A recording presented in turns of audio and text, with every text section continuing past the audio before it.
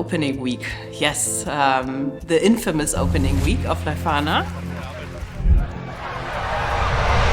You get a first feeling for campus life, but also for what it means to be an academic.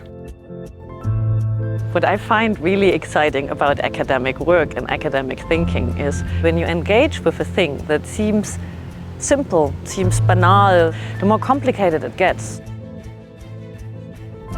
Collecting is, on the one hand, something that human beings, that people have been doing since they exist. Probably everyone has someone in their family who collects something. But then if you think in tech companies, they don't collect things, but they collect data. Obviously, the collection of information is conducted in, alliance with certain values. So what are the values that guide companies in collecting data? We don't usually see rights or power as individual items that you could collect as such, but rather as something that you can accumulate. You can accumulate power, you can accumulate rights.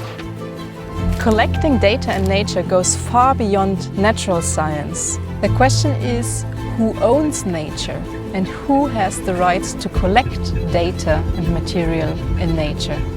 Museums have collected a massive amount of objects. Generations of young people are deprived of their cultural heritage.